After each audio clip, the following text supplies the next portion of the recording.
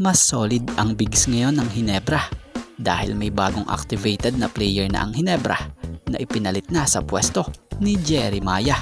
Sino ito? So yan ang ating tatalakayin.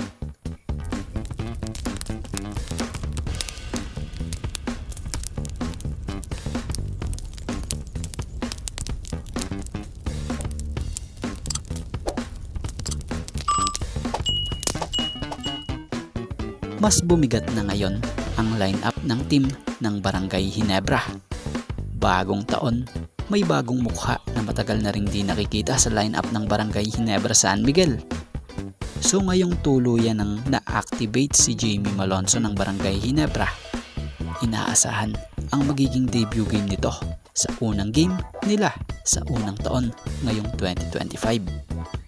Kaya naman sa tinagal-tagal ng panahon, muli nang masasaksihan maglaro sa Barangay Hinebra etong versatile wingman na si Jamie, na kung sa pagkaka-activate nga sa kanya ay siya namang nilagay sa injured or reserve list etong si Jeremiah nito lang Biyernes.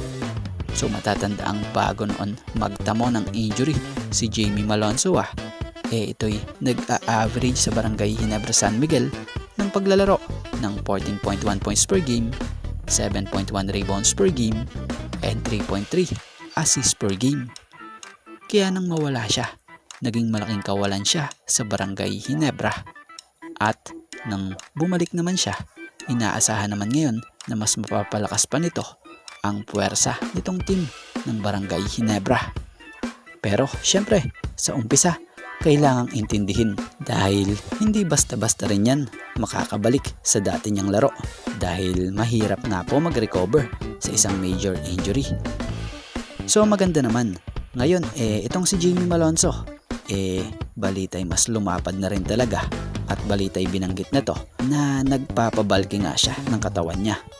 Kung tutuusin, maganda na rin yung ginagawa niya ngayon dahil para hindi na rin siya basta-basta maitutulak pagdating sa ilalim.